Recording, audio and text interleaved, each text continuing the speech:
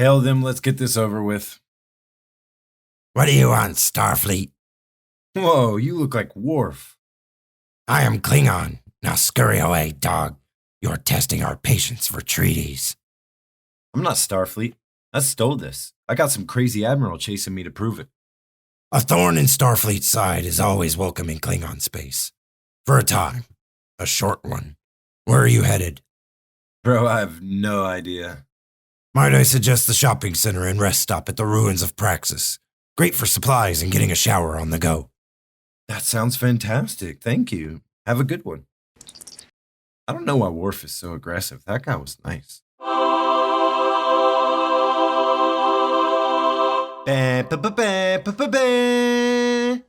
Computer, make way for the ruins of Praxis, shopping center, and rest stop. Goody, I want to rock to Gino. And while we cruise, you know what time it is. The next mission is Lonely Among Us. Enjoy. We start with Picard dropping his daily log. The crew have made their way to the Beta Arena system and have taken in delegates from the two spacefaring planets of that system to try and smooth relations as they violently despise each other. Both species, the Anticons and the Cele, have also applied to join the Federation, so peace talks must be reached to move forward. We find Picard and crew greeting the arriving Cele officials, who are insulted the Anticons were let aboard first, even though they were first along the heading. The Cele also demand to be upwind of the Anticons.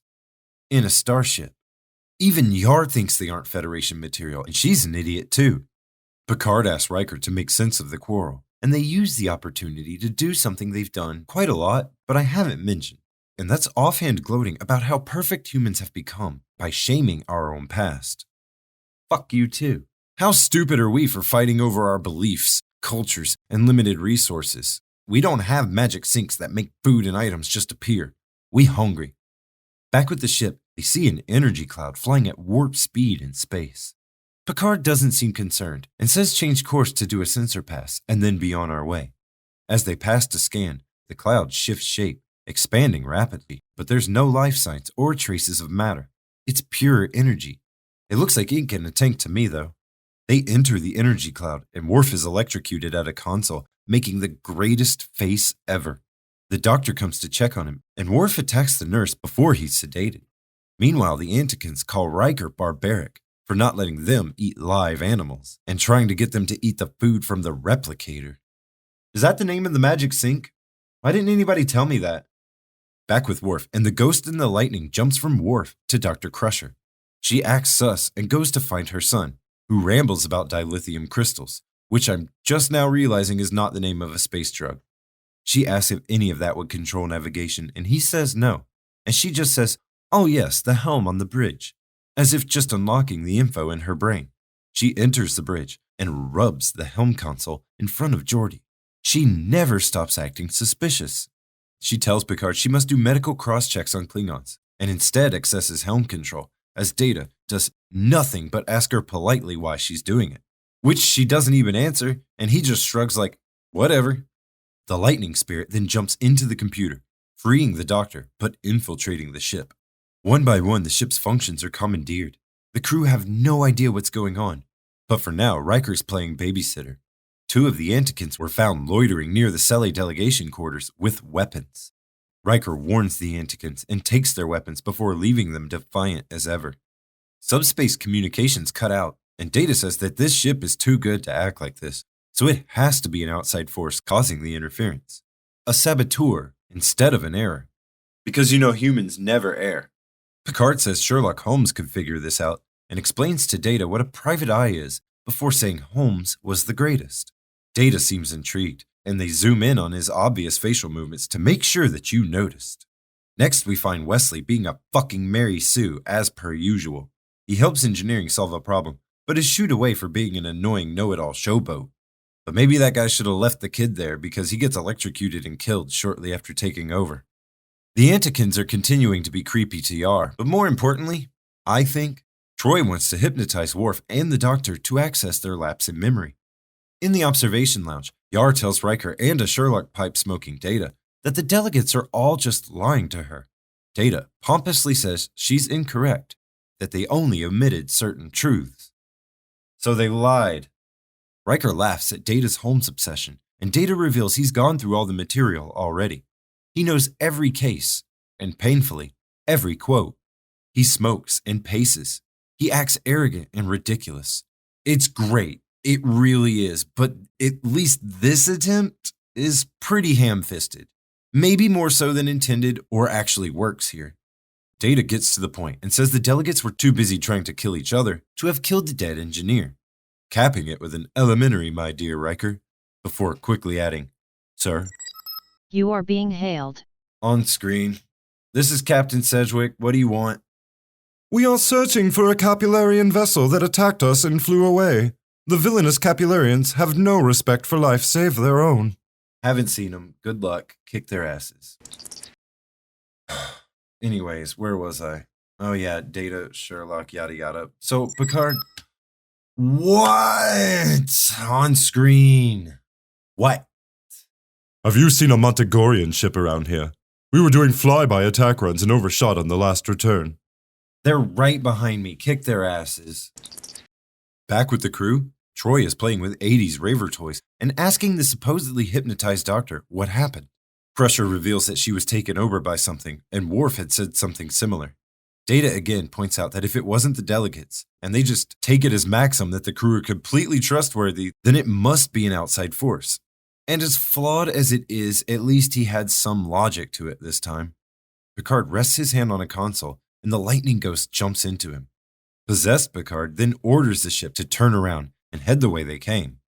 Riker protests that they're late for Parliament already, but possessed Picard demands they return to the energy cloud. The crew discuss mutiny, but decide to hold off. Riker and the doctor confront Picard and ask him to submit to scans, and Picard gaslights them by projecting onto the whole of the ship. It's everybody else, not him, and everybody else needs to be scanned but him.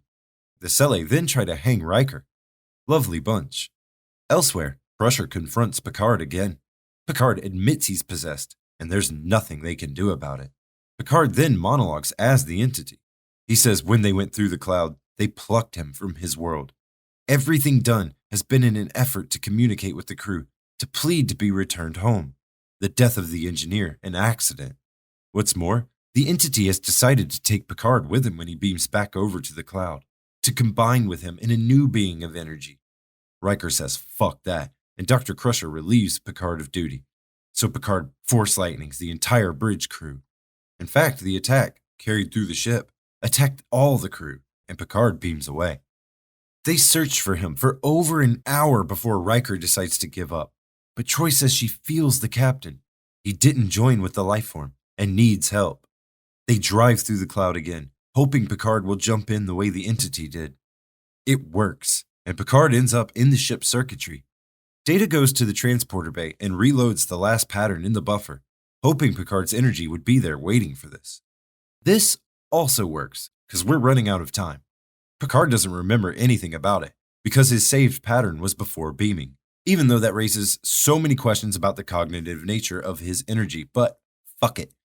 Yar rushes in to say there's blood in front of the Cele quarters, and the ship's cook is reporting the Antikins gave him a reptile to cook that looks like the Cele delegate. This is so offhand and meant as a throwaway joke, but this is so fucked up. Anyway, roll credits. Real time. Premiering November 2nd, 1987, Lonely Among Us remains a captivating entry in the series that skillfully explores the themes of identity, diplomacy, and the unknown. The episode was conceived by writer D.C. Fontana, renowned for her work on the original Star Trek series, with a plot centered around a mysterious energy entity infiltrating the Enterprise.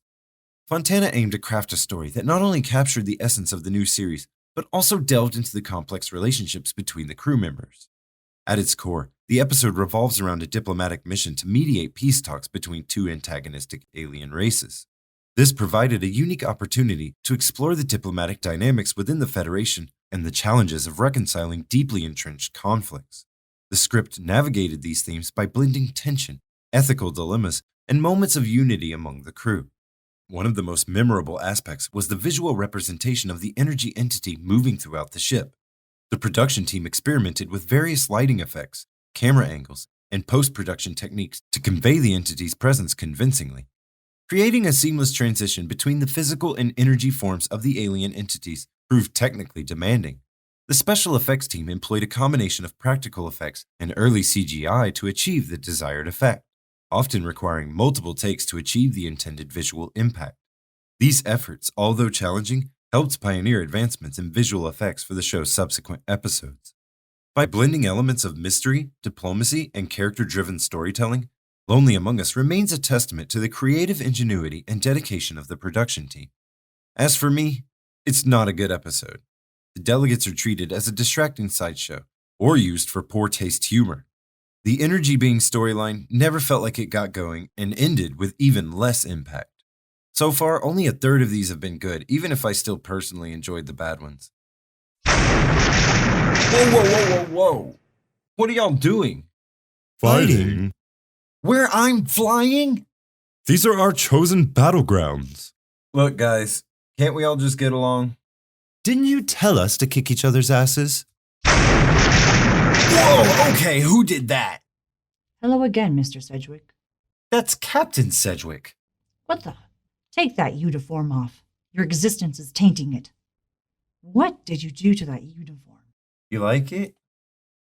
I made some edits. I had to chase you to Klingon space, but I've got you now.